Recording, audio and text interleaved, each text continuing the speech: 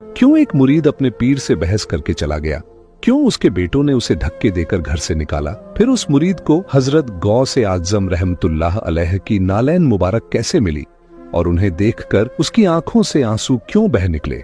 यह पूरा वाकया जानते हैं। इसे सुनकर दिल ईमान की ताजगी से भर जाएगा।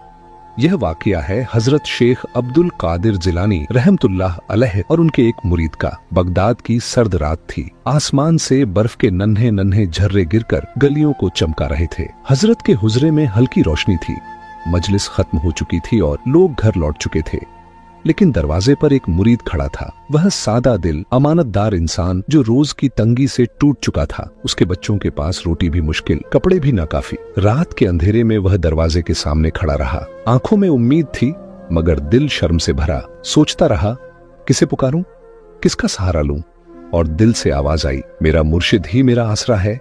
वही तो है जो रूह को रोशनी देता है। इसी उम्मीद में वह अंदर चला गया। अंदर हजरत गौस आजम रहमतुल्लाह अलैह मजलिस में बयान दे रहे थे। उनके चेहरे से नूर और सुकून झलक रहा था। मुरीद आंखें झुकाकर बैठ गया और अपनी दुख भरी दास्तान सुनाने लगा। लेकिन उस वक्त हजरत मारिफत और हकीकत की बातें कर रहे थे। उन्होंने नजर उठाई, मुरीद की हालत देखी और फरमाया, मुर्शिद का मकसद रहनुमाई है, न कि माल और दौलत बांटना। जिम्मेदारी यह है कि इंसान को अल्लाह की मारिफत तक पहुंचाया जाए। अगर दुनिया की मुश्किलें तुरंत हल कर दी जाएं, तो बंदे का नफ्स और दुनियादारी की लत और मजबूत हो जाती है। असल काम यह है कि बंदा अपने अंदर का पर्दा खुद हटाए, वरना रूहानी रोशनी नसीब नहीं होती।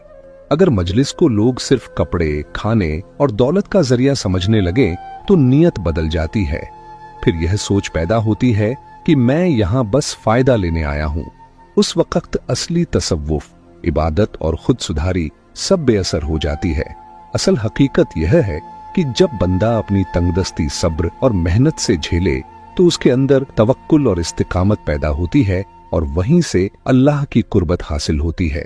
आखिर में मुर्शिद का काम यही है कि शागिर्द को अल्लाह के करीब कर दें, मगर तब जब वह अपनी नफ्स की ख्वाहिशों को दबाए, क्योंकि असली दौलत ईमान है और असली सुकून अल्लाह की याद में है। बेटा, मैं तुम्हारा रोटी कपड़े का जरिया नहीं हूं।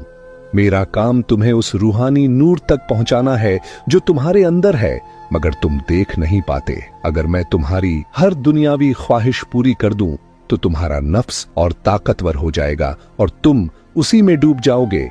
यहां आकर तुम्हें अपनी नफ्स से जंग लड़नी है, तभी अल्लाह की मारिफत पा सकोगे। अगर तुम दुनिया की परेशानियां लेकर यहां आओगे तो मेरी मजलिस का मकसद गलत हो जाएगा। यह जवाब सुनकर मुरीद का दिल जैसे फटने लगा।